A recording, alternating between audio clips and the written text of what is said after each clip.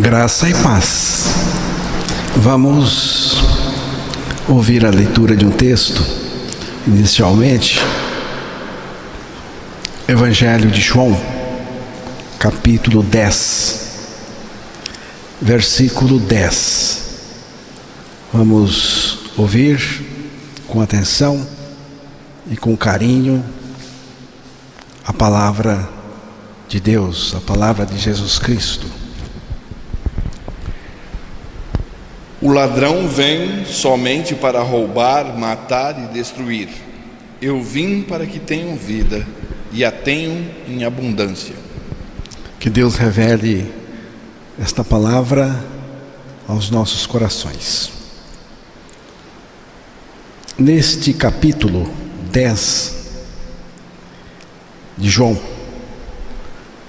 Jesus se apresenta como o bom pastor e fala também do seu rebanho, que ele chamou de suas ovelhas.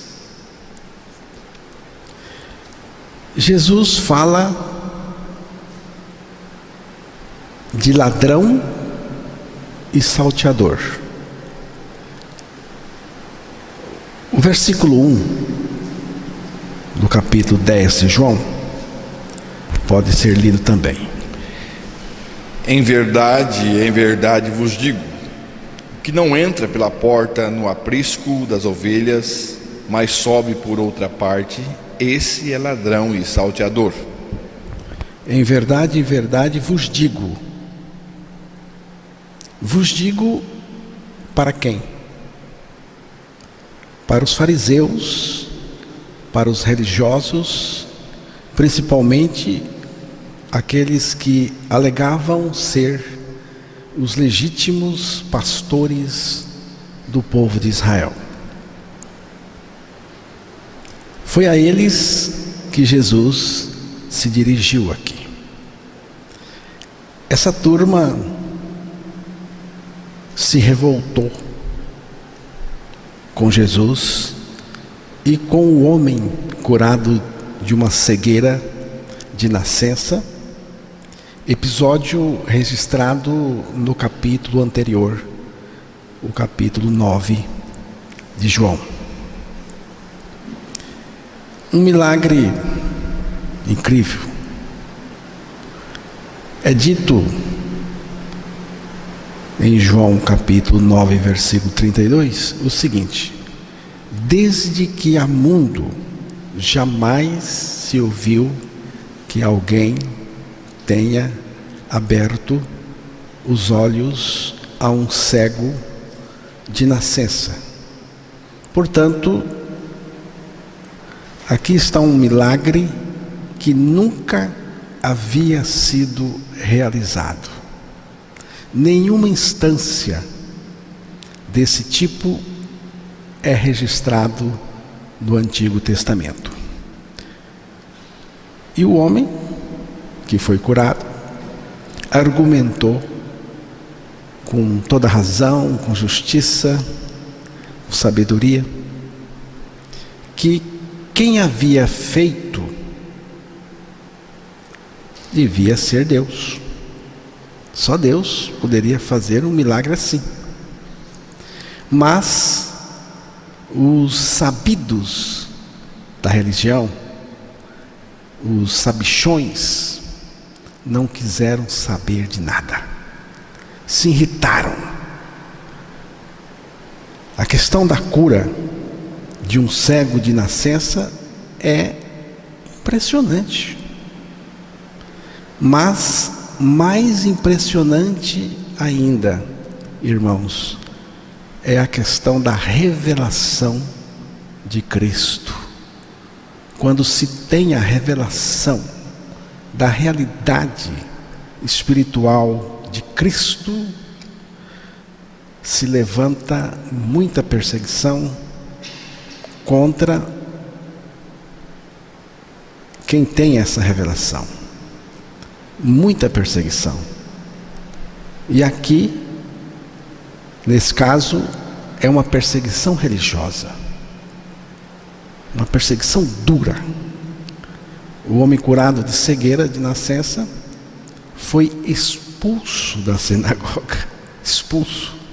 O motivo dessa cura e quem fez era motivo de culto, de adoração a ele. Mas essa turma era dura, resistente, expulsou o homem da sinagoga, do meio deles. E Jesus identifica uma religiosidade perversa, em contraste com o evangelho que ele veio trazer e com a vida verdadeira que ele veio trazer também. Essa religião detectada por Jesus não faz parte do reino de Deus. Não tem nada a ver com o reino de Deus, além de gerar filhos para o inferno. Jesus disse isso. E também procura impedir os que estão entrando de entrar no reino de Deus. Essa turma não entra e tenta impedir quem está entrando. Por isso eu digo, todo cuidado com essa religião perversa é pouco. Todo cuidado é pouco. A vida que Jesus nos oferece, irmãos, não é religião, não é sistema, não é uma coisa sistemática. A vida que Ele nos oferece é Ele mesmo vivendo em nós. Cristo é vida transbordante, abundante, e cada vez mais Ele é isto em nós. Ele é a vida que satisfaz, a vida abundante e cada vez mais dentro de nós. O ladrão, Jesus disse, vem somente para roubar, matar, destruir. Eu vim para que tenham vida e a tenham em abundância. Aqui você vê que Jesus estabelece um contraste entre o ladrão e a sua obra maléfica e o propósito da sua vinda a este mundo, que ele mesmo definiu.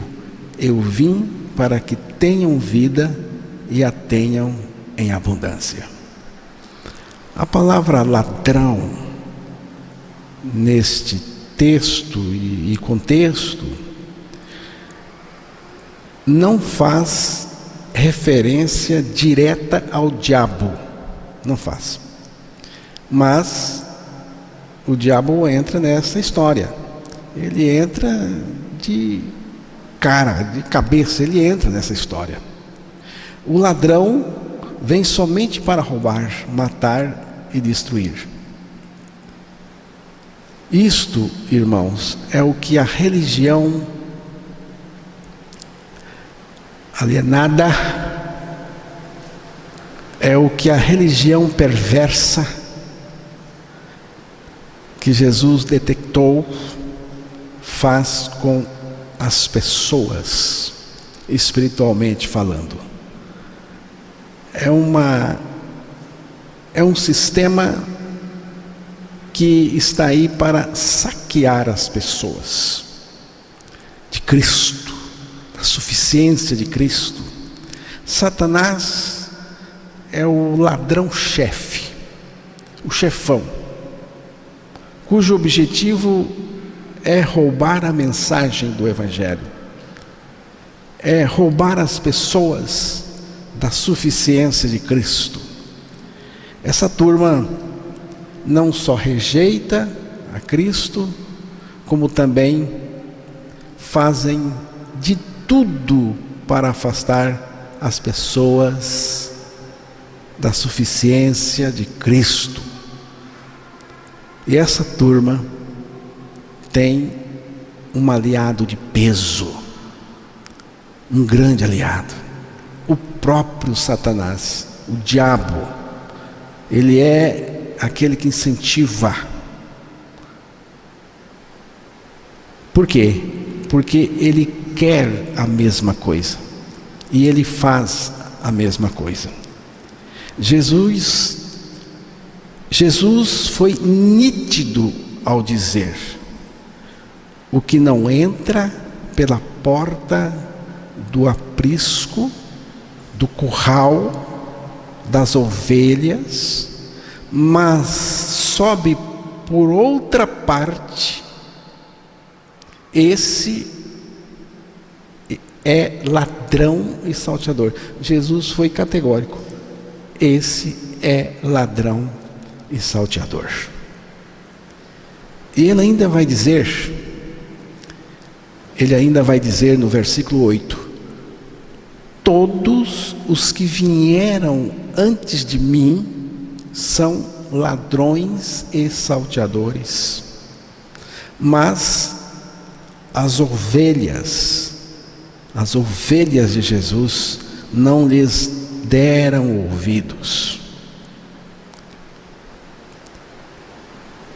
O que não entra pela porta, mas sobe por outra parte, esse é ladrão, é salteador. Todos os que vieram antes de mim, disse Jesus, são ladrões e salteadores. Irmãos, se alguém pula o muro ou arromba a porta, não é para fazer coisa boa, certamente. Tem o espírito de ladrão. Mas, graças a Deus, que as ovelhas de Jesus não ouvem essa gente. O pastor de Israel, que não entra pela porta, mas sobe por outro lado, é ladrão. Jesus falou. Jesus está fazendo aqui, irmãos, uma comparação que eles não entenderam o sentido da história contada por Jesus. Aí Jesus desenha para eles, para ver se eles entendem alguma coisa. Jesus, ele agora é direto. Ele não faz comparação. Ele não conta assim, ele vai direto. João, capítulo 10, versículo 9. Eu sou a porta. Se alguém entrar por mim, será salvo. Entrará e sairá e achará pastagem. Jesus estava falando de porta, e agora ele diz: eu sou a porta.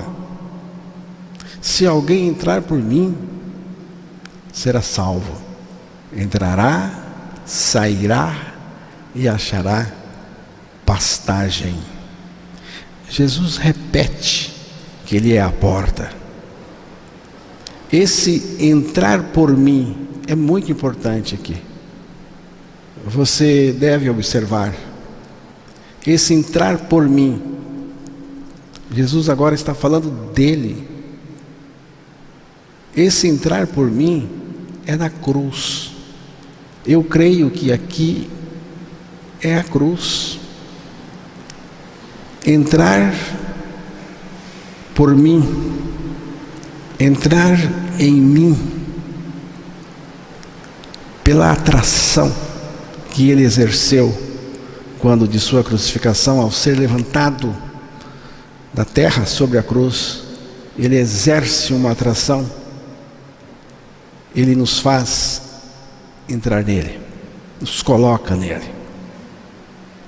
Esse sair, para mim, é na ressurreição, porque a gente entra nele, na morte com ele, a gente morre com ele, E a gente só morre porque a gente entrou nele, só entrou nele porque ele colocou.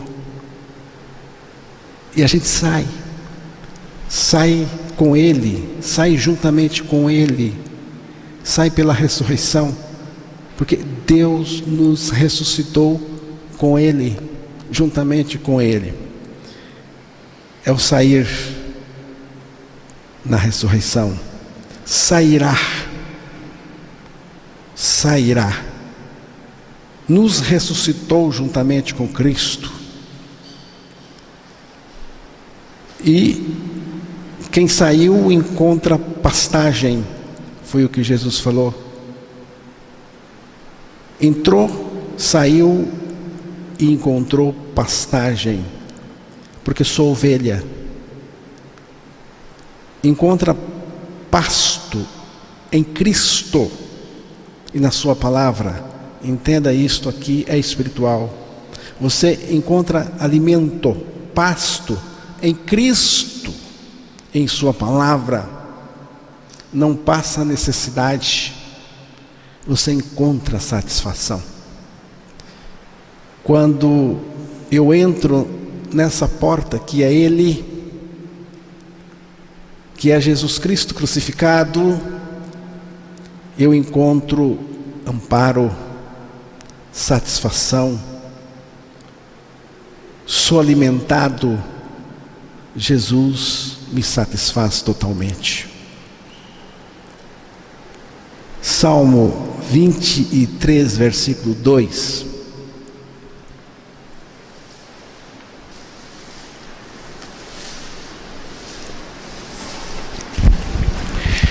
Ele me faz repousar em pastos verdejantes, leva-me para junto das águas de descanso.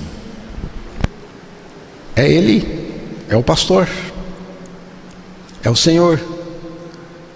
Deitar-me faz em verdes pastos,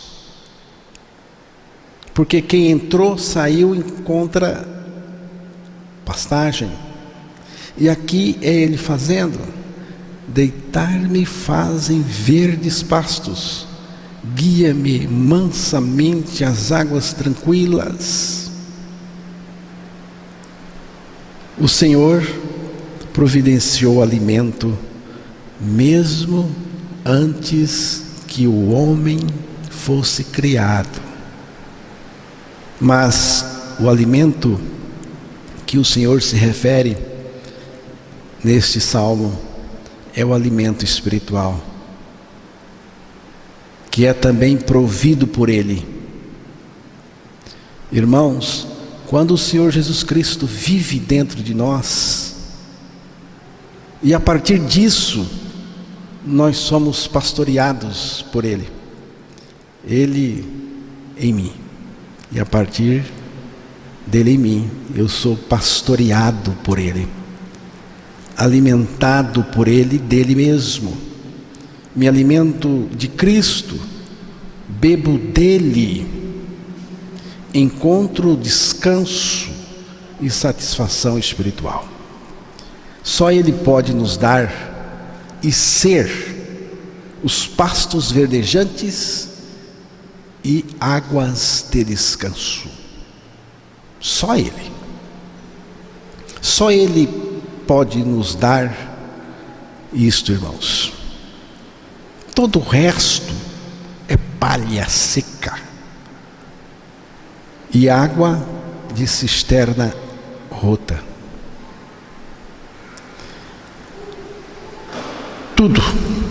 Tudo mais.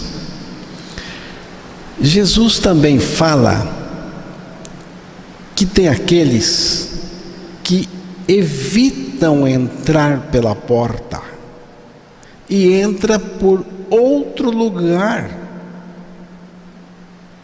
O que significa entrar por outro lugar, por outra parte, a não ser aquela indicada pelo Senhor? É não passar pela cruz de Cristo, é evitar Jesus, não entrar nele, não admite.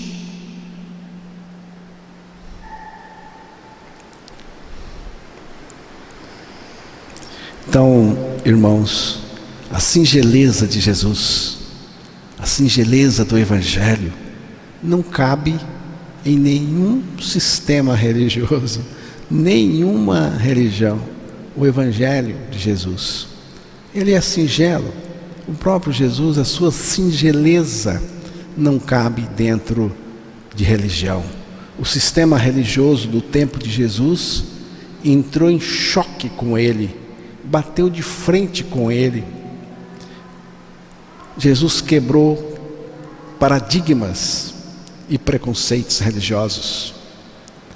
Talvez isso seja uma das razões do porquê ele era tão odiado pelo sistema religioso da época. E se ele voltasse aqui hoje, ele ia ser odiado do mesmo jeito, pelo mesmo sistema. Os religiosos se sentem pouco à vontade na presença de Jesus. São insatisfeitos, por isso buscam experiências fora da pessoa de Cristo. Então, irmãos, quanto mais preocupada é uma pessoa, preocupada com religião, com sinais externos da religiosidade, mais resistente ao Evangelho e menos possibilidade ela tem de ser restaurada pelo Evangelho da graça de Deus. Quanto mais envolvido com religião, mais difícil fica para ouvir o chamado de Jesus. Religião é meritocracia pura, merecimento. Por isso, ela se opõe à graça de Deus. Além de ser totalmente incapaz de regenerar o ser humano. Ser cristão, da maneira como eu entendo, é alguém que morreu com Cristo, a fim de Cristo viver a sua vida nele e através dele. É o que eu entendo por cristão, cristão de fato, cristão nascido de novo. Só assim, irmãos, podemos viver neste mundo libertos do pecado, principalmente, como irmãos, amando uns aos outros e sem nenhuma estrutura religiosa corrompida. Nenhuma. Portanto, creia. Se não creu ainda, creia e confesse a palavra de Deus dizendo: estou crucificado, estou crucificada com Cristo, agora eu não vivo mais, e sim Cristo é quem vive em mim. E tem mais: saio de cena para o Senhor assumir o controle de tudo. Saio de cena para o Senhor assumir o controle de tudo. Não queira assumir o controle da sua vida, o controle das coisas, nem dos detalhes, por menores que sejam. Sai de cena e deixe o Senhor tomar conta. É singelo assim, mas funciona perfeitamente. Eu vim para que tenham vida e a tenham em abundância. Mas lembre-se que vida, do ponto de vista do Evangelho, é depois da morte. É uma questão de morte. tem que morrer a velha vida. E já morreu com Cristo lá na cruz, para recebermos em nós a vida de Cristo, que é a vida de Deus, pela nossa ressurreição juntamente com Ele. Cristo veio para morrer e com a sua morte matar a nossa vida pecadora na cruz, a fim de nos conceder a sua vida pela nossa ressurreição com Ele. Preste atenção, você precisa crer sua morte e sua ressurreição com Cristo, porque não tem outro jeito da vida de Deus entrar em nós a não ser pela nossa ressurreição com Ele. Eu estou falando agora da minha ressurreição com Ele. Não basta crer que Cristo ressuscitou, é preciso crer que você ressuscitou com Ele.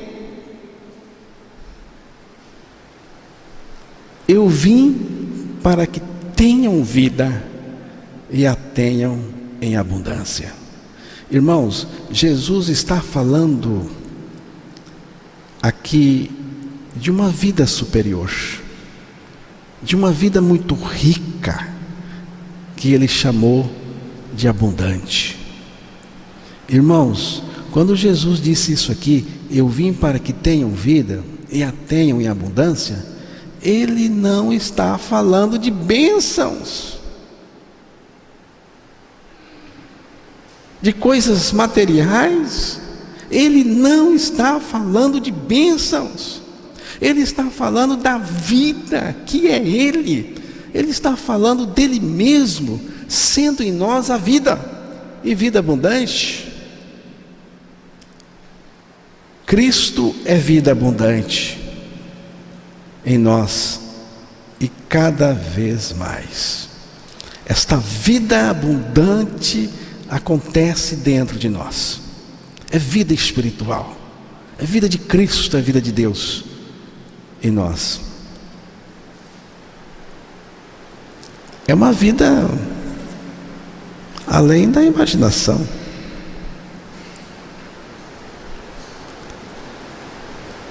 Às vezes eu fico admirado com os crentes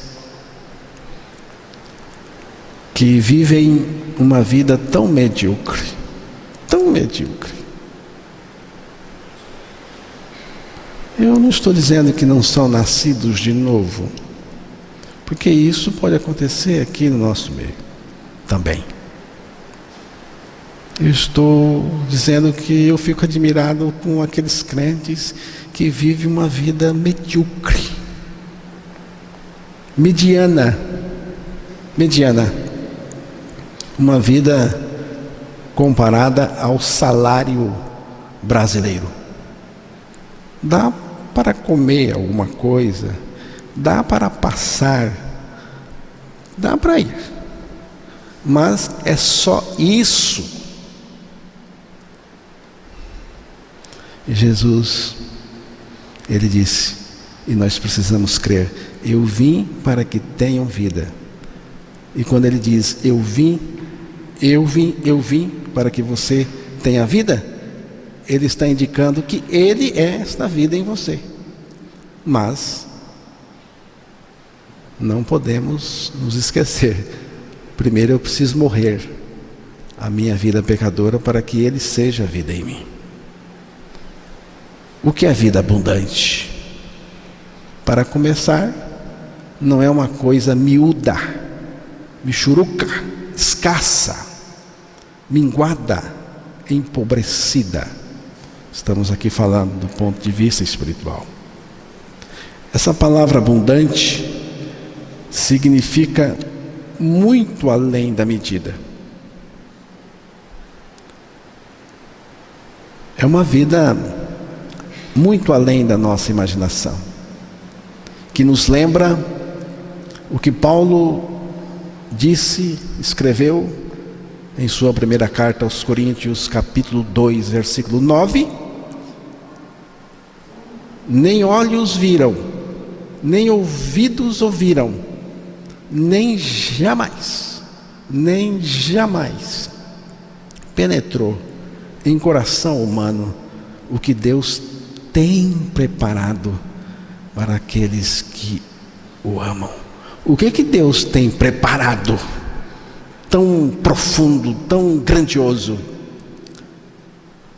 É Cristo em nós, irmãos, é a sua vida.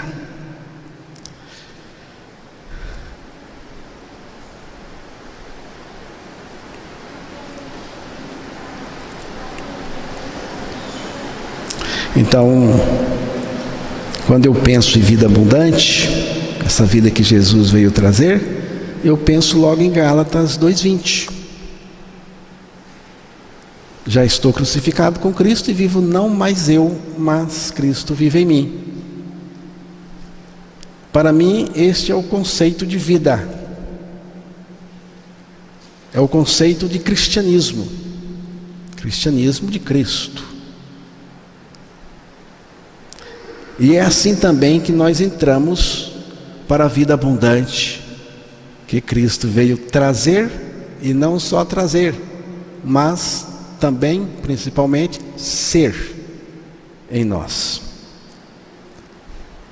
O projeto de Deus para o homem que Ele criou era colocar a sua vida dentro desse homem. Vida eterna, vida de Deus, vida abundante. Mas o pecado aconteceu, e aconteceu dentro do homem.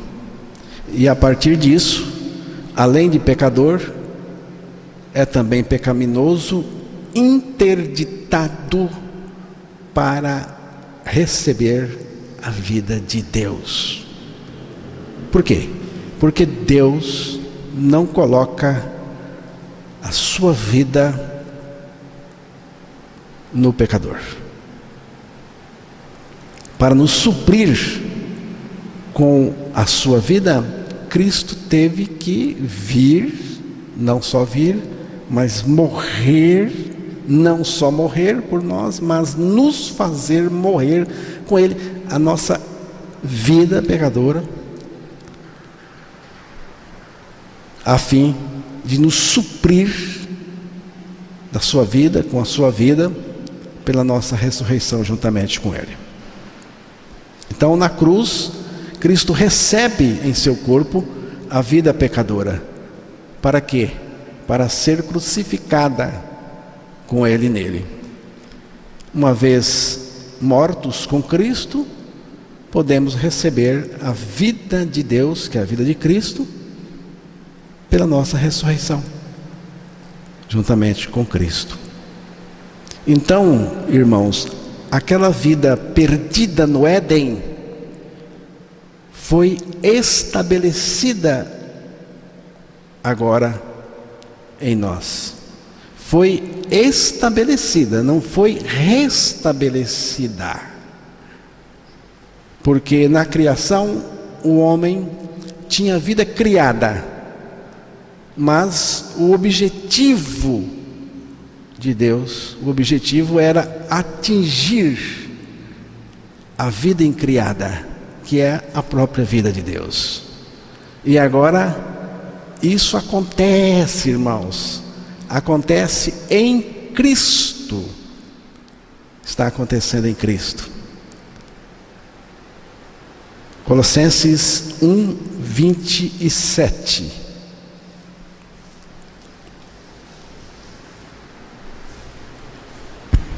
Aos quais Deus quis dar a conhecer qual seja a riqueza da glória desse mistério entre os gentios, isto é, Cristo em vós, a esperança da glória. Cristo em vós, Cristo em nós, Cristo em mim, Cristo em você, Cristo em nós. É aí que a vida cristã acontece. A vida de verdade, A vida cristã não é produzida por exercícios religiosos,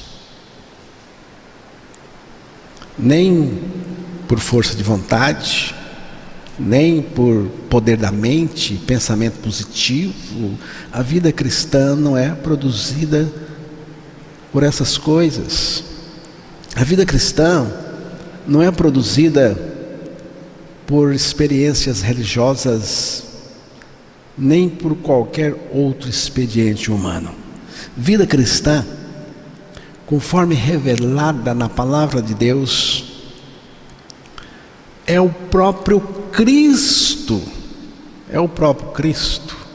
em nós vivendo a sua vida. Irmãos, não há nada impessoal no cristianismo de Cristo, nada. Tudo está na pessoa de Cristo. Tendo Ele, você tem tudo.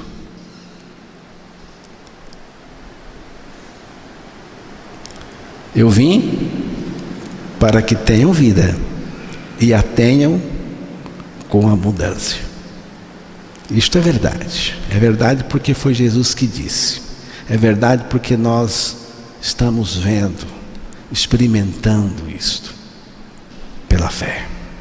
Eu vim para que tenham vida e a tenham com abundância. É como alguém que esqueceu a torneira aberta e quando voltou à tarde, o seu tanque já havia enchido e transbordado, e milhares de litros d'água já haviam derramados ali. É o que Jesus quis dizer com vida abundante.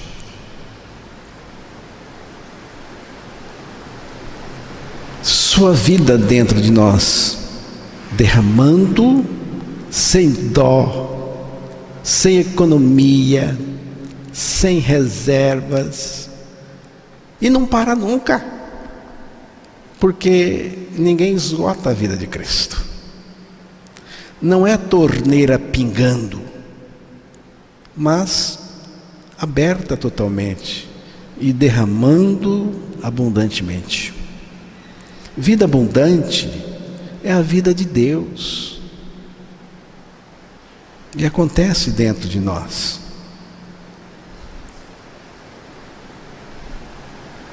Então, esta vida de Deus acontece em nós no momento em que nós nascemos de novo, ou que aceitamos pela fé a nossa morte e ressurreição em Cristo.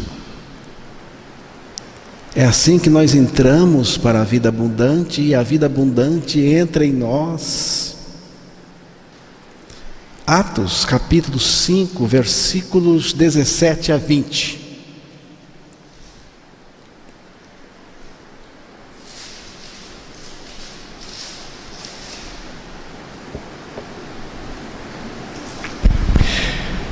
Levantando-se, porém, o sumo sacerdote e todos os que estavam com ele, isto é, a seita dos saduceus, tomaram-se de inveja, prenderam os apóstolos e os recolheram à prisão pública.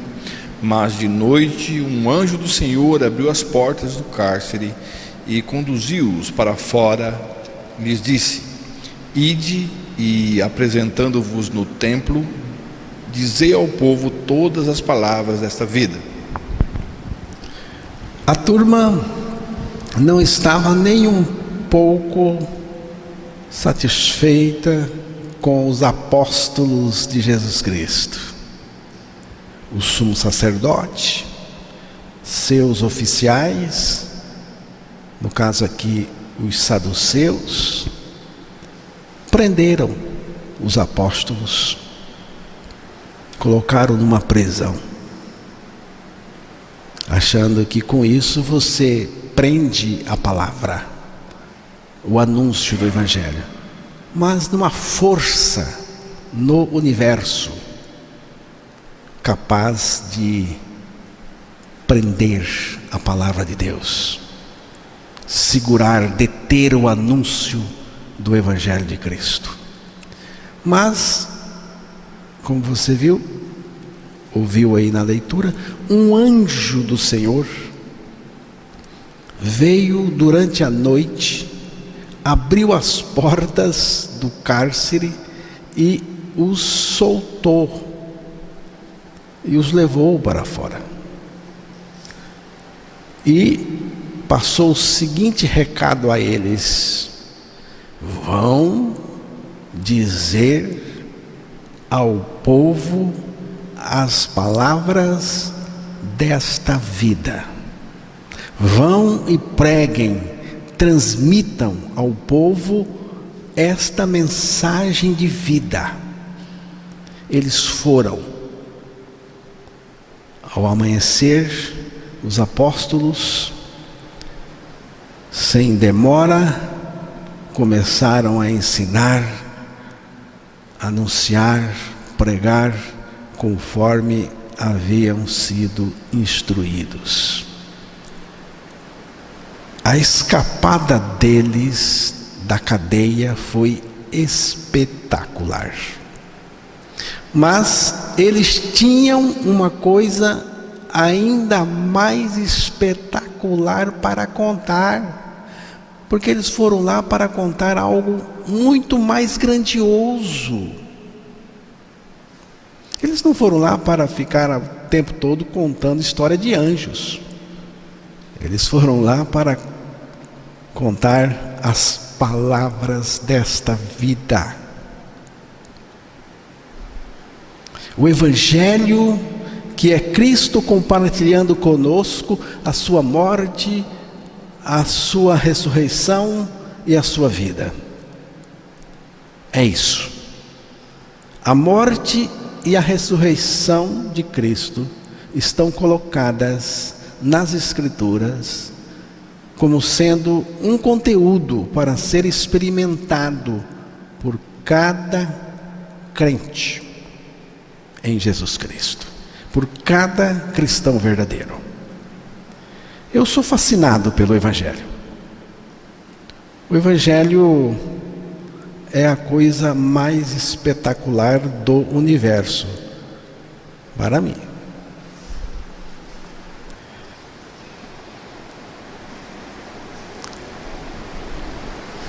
Então, o Evangelho é a coisa mais espetacular do universo.